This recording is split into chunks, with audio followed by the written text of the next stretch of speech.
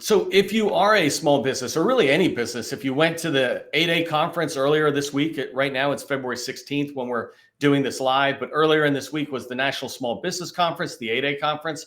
But maybe you went to a conference right now. I have friends out in San Diego at the West Conference. There's in April, there's the Air, Sea, and Land Conference, I think, here in DC.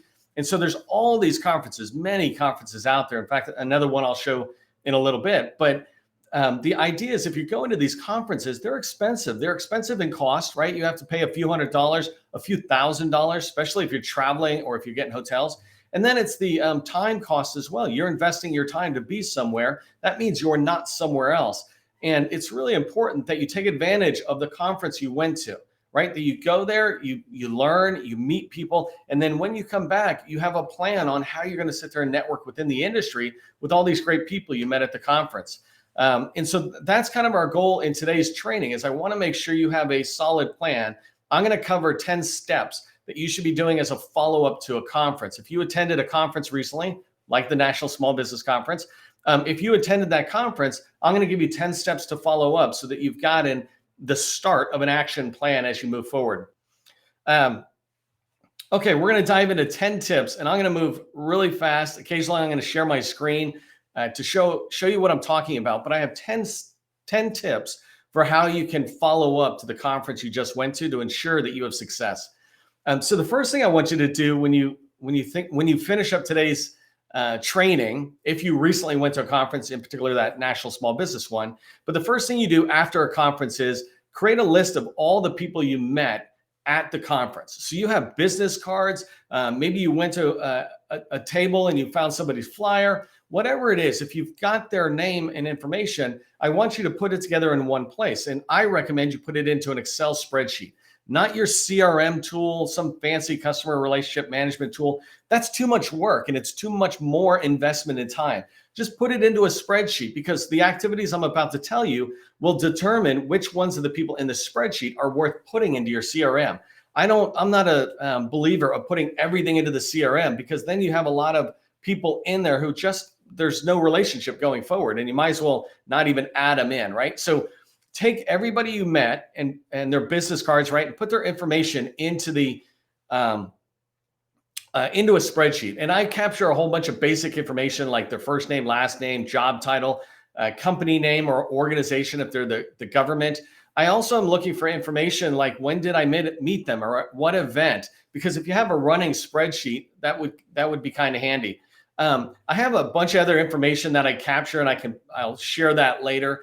But the one field you really want to track when you're putting people's names into any kind of list, but into a spreadsheet list that I'm describing, is you want to have a field that's just status or priority. Are they hot, warm, or cold? Cold leads are, I just got their card, but I don't even remember who they are, right? Kind of thing. Warm leads are, we had a nice conversation, but nothing spectacular. And hot should be reserved for the people who say, oh my gosh, I love what you do. Let's make sure we connect after the conference. It's like, okay, you're a hot lead. And this just prioritizes because if you have a list of 20 or 50 or 100 or more people that you're putting into the spreadsheet, you want to know what order should you be reaching out. And you don't need to prioritize or put them in all of them in order, but you certainly want them in categories of hot, warm, and cold. So that's the first step. Create a list of the people you met. The second thing is I want you to create a list of the people you did not meet. And let me show you my screen here. And actually, before I share my screen, let me just tell you what I mean. So you went to the conference and there's a whole bunch of people you met and you got their cards or you got their names or whatever. There's a whole bunch of people you didn't get a chance to meet them, right? And maybe you didn't get their card, et cetera. Well, there's ways to get their information so you can follow back up. And let me show you what I mean. I'm just going to share my whole screen here. Hopefully this makes sense. So I'm going to come in here. By the way, I wanted to come into the small business conference and show you, but their information's not as broad. And so I can't show you as much. If you went to this conference, you probably have some, user ID access information that you can get what I'm describing. But here on the Society for Military Contractors, is that who these guys are? So Sammy has a conference and they had a conference in 2022. What I want you to do is to come in here and identify companies or organizations that you want to meet. So let's just look right here where it says exhibits. I'm thinking to myself, exhibit hall. in the exhibit hall, you have companies and you have federal agencies who put their information in. So when I come in, this is the big tool that they have. But what I want you to see right here is the exhibitor list on the left-hand side. And when I click on that, I'm going to zoom in now. When I click on it, I can begin to see all these different organizations. And if I want to meet somebody, I can go in. So here's AECOM, for example. If I click on it, I'm able to see here's Shannon, and Senior Communication Manager. I don't know what her role is, but I might put her name into my spreadsheet saying, I really want to get into AECOM. Let me try to reach out to Shannon and see if she can, have an intro call, or whether she has a small business specialist. I think it's Sean is over in AECOM, but somehow or another, I want to reach out. I want to start getting into AECOM. So that might be an example. Same thing as you come down. Let me come up a little bit, like right here, the Airport's Office of Energy Assurance. That's perfect. I want to get into the Air Force. Well, here's Daniel Soto, Deputy Director. Pretty good chance this person is the Deputy Director of Small Business Programs at this organization. And so I can get their name. They don't share the phone number, et cetera. But the reality is I can take his name, go look on Google, right? A great place to look. Or I can go to the Air Force and look into their list of small business specialists to see if that organization's phone number and email are there, and I can reach out. But Google is the first place I would go to look for Daniel. And so as I'm coming down, I just do the same thing. I'm seeing all these different organizations that it might make sense for me to be reaching out to, right? So here's Booz Allen. I haven't clicked on it before. I don't know if somebody's going to be there. So here, Carrie is a senior lead engineer. I don't actually know why she's there, but if I go follow her up and I try to find her on LinkedIn or something, I can begin to see maybe there's some sort of military engineering fit between her and us. And then if you come down, there's, I think, 500 plus folks that are in here, but like right here, if I can go into the VA, here's Director of Office Facilities Acquisition. I have a customer who does, construction or work on elevators, things like that. Well, they can reach out to this person. And so this is a great way, if you attended a conference, to be able to gather a bunch of people's names and information. I grabbed some government people, but I would also personally be going after folks that are in the space for teammates, things like that, like I did with AECOM. So that's the second tip. We're only 2 ways down. So create a list of the people you met, create a list of the people you did not meet, because you want to follow up with them. So you can do exhibit hall people, and you can also look at the speakers list to see the bios of people who are there. I found all sorts of people at the national conference. I can reach out to them and say, hey, I didn't get a chance to see you. Could we have a quick intro call, or whatever I do? All right, so number 3, and I guess I should have kept sharing my screen for a second, but number 3 is about looking and finding, engaging with people who are sharing on LinkedIn. So let me come over here to LinkedIn. If I type in, I'm just going to type in 8A conference, even though it's called the national conference, what I'm looking for is 8A. So if I click here on it, and it is funny. So I don't know if this is coincidental that I'm coming up for training all this week. There's another training tomorrow about the 8A conference, but I can come in here, right? Here's Jackie Robinson Burnett. She used to head up the 8A program, and now she's off in the commercial side. But I can look in here and I can just engage, give it a thumbs up, right? I'm engaging with anybody who's been out there. But then I can also come in here and begin to expand on this. I can go, well, who's this Calvin guy? I think he's the Small Business Osabu for education, right? But there's all these people I can click on. Or I can come down here to where the links are for who liked this post that Jackie put in. And in here, as I start coming down, I start finding people, right? Here's the Deputy Director of something, probably SBA, right? Here's Charlie Smith. He used to be the Small Business Osabu for energy, and now he's out in industry doing that. But you can find these people. Here's Gwen Miles. She's CDC Osabu, right? And just by looking, and it's funny, there's two links. I got to track that. That's interesting. But just coming to the post and engaging these posts, I'm beginning to get myself in front of Jackie, for example. And there's all sorts of other people as I come down, right? The first person I saw post about this conference was John Barker. He's in our community and sometimes attends these events, right? He's, I think, on the pricing and financial side primarily, probably does a lot. But he was the first one I saw, right? If I engage with him, then the people who are engaging afterwards see it. And so that's my third recommendation for you, is to research posts on LinkedIn where people are talking about the conference you just went to and engage with them. But then also add Jackie and others to your Excel list if you want to follow up with them, right? I don't have to add all those names, but I just showed you Gwen Miles.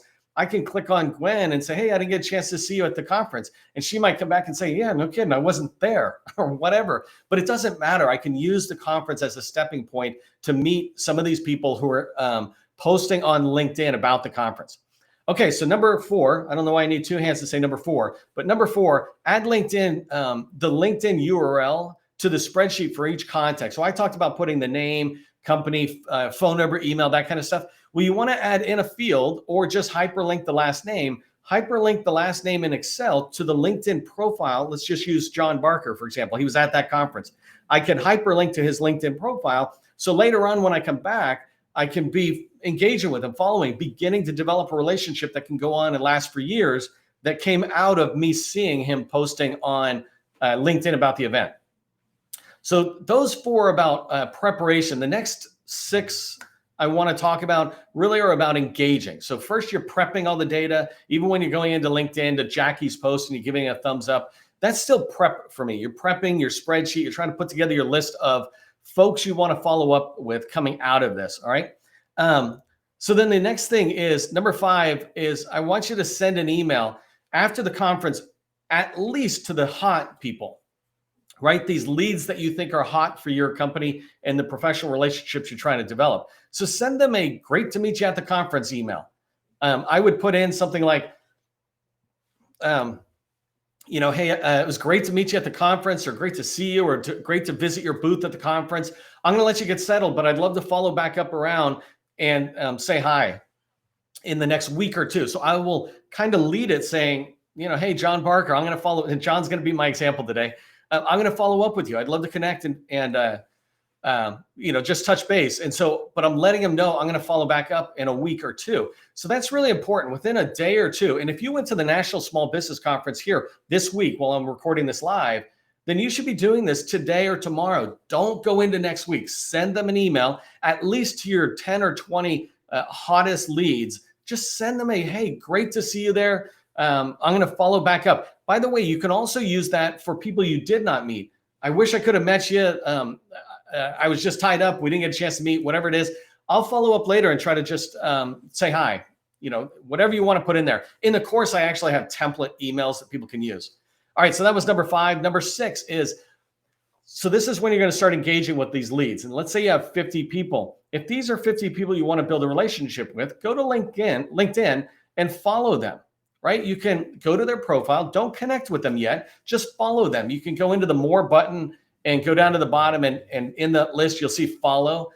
When you click on that, 2 things will happen. It'll let you track this person you just determined was a lead you wanted to build a relationship with, or at least see, right? You can always unfollow them later, and it's not a bad thing.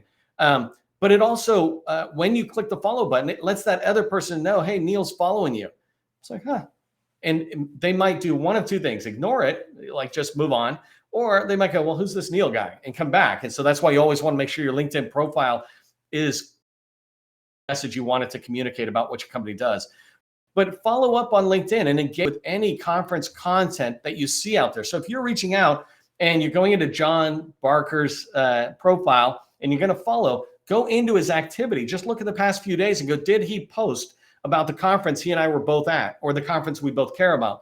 And just engage on it. Give it a thumbs up if it was, if it makes sense to give a thumbs up. If he says something, you can put a comment in if it's relevant. Hey, I was at that session that you just posted a picture on.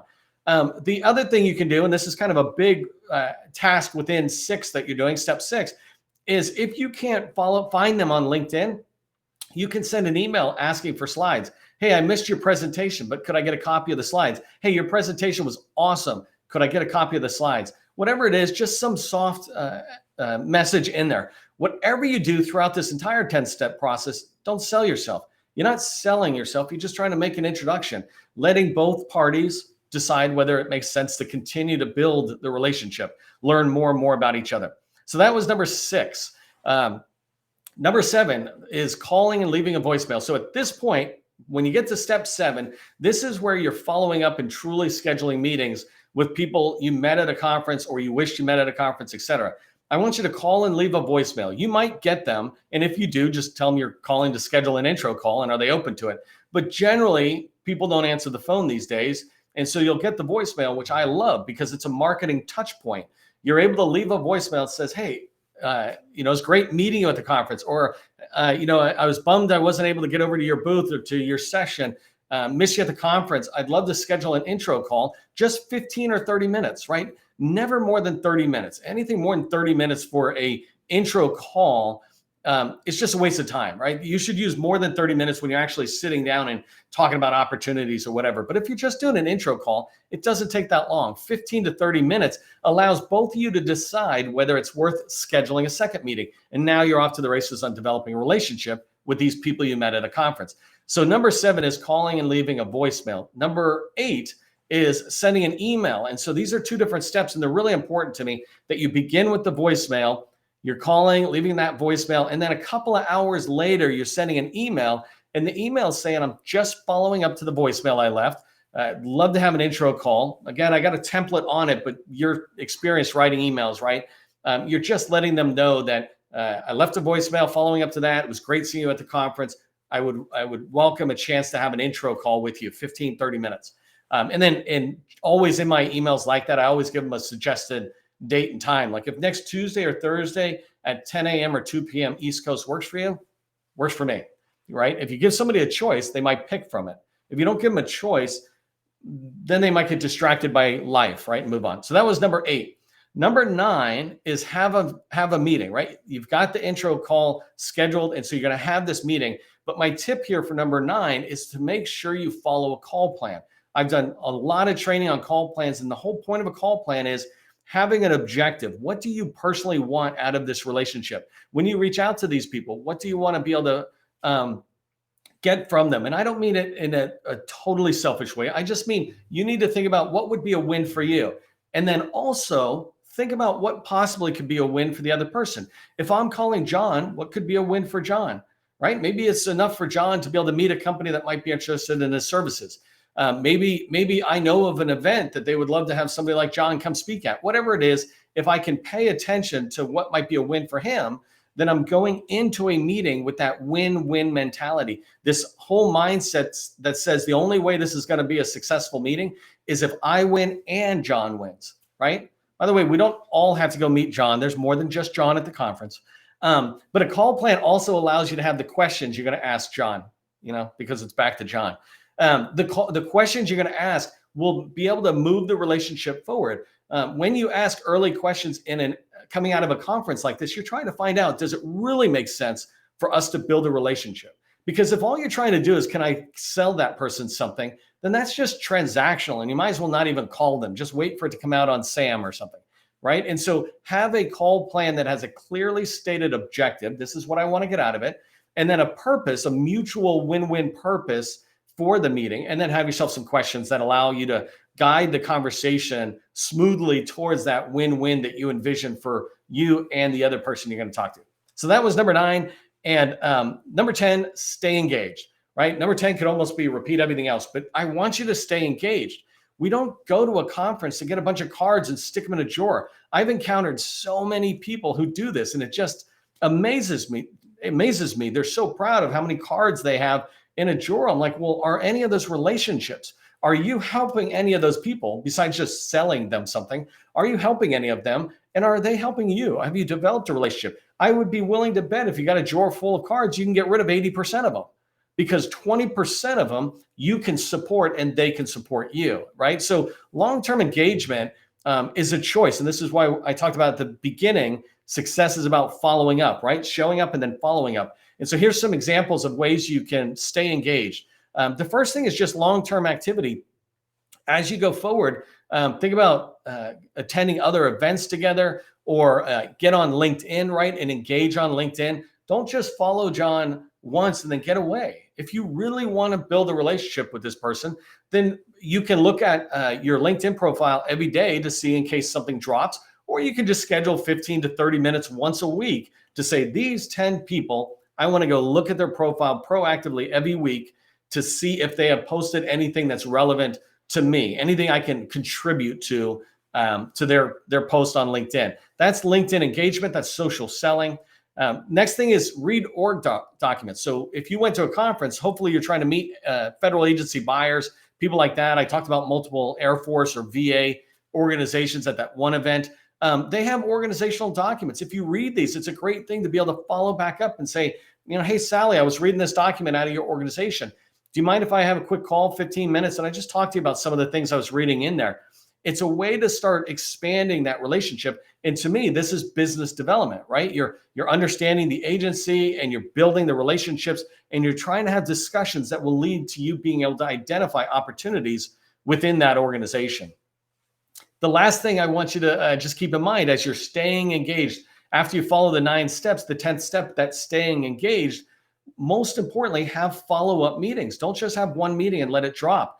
I always have meetings with a couple of people. We know each other so well that when we get to the end of the meeting, even if we're kind of in a rush to get off, we're like, wait, what's your schedule look like 2 weeks from now?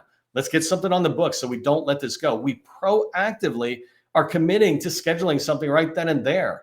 Anytime somebody pushes it off, not that I'm trying to be mean here, but they clearly don't value meeting again.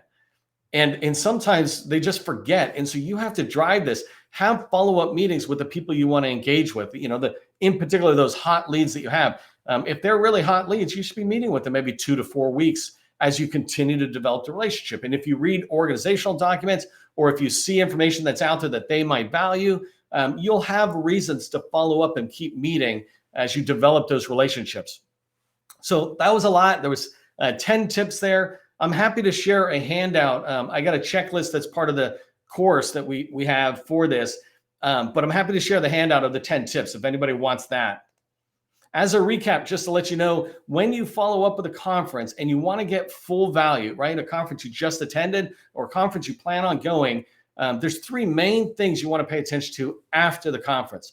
You want to create an action plan coming out of that conference of how you're going to engage with all these people you just met. The next thing you want to do is warm up all of the leads that you can on LinkedIn. 80% of them are going to be on LinkedIn. And so you want to warm up your relationship with them on LinkedIn. And then the third thing is schedule intro calls. Start having those introduction calls that will build relationships for you inside of teaming partners or inside of agencies that'll lead to federal success. Hopefully that made sense on those 3 things. And here's the thing I want you to do today. If you really want success from the National Small Business Conference that you just attended, is create that spreadsheet I said. Just create a spreadsheet with headers across the top and fill it in. If you do that one step, you'll be 80% on the way to what I'm talking about. Because if you don't put a list together, you won't do the other 9 tips I said. The first tip is creating that spreadsheet. So get that going. Hey, if you're not subscribed to my newsletter, make sure you subscribe to the LinkedIn newsletter. That's where we share information about what training is coming up. We have one more training tomorrow. Tomorrow's Friday, the 17th of February. And that one's about how to maximize your 8A certification. So if you have an 8A certification, you definitely want to attend that. Remember, government contracting, it is not a secret. It's just a process. I'll see you in the next lesson.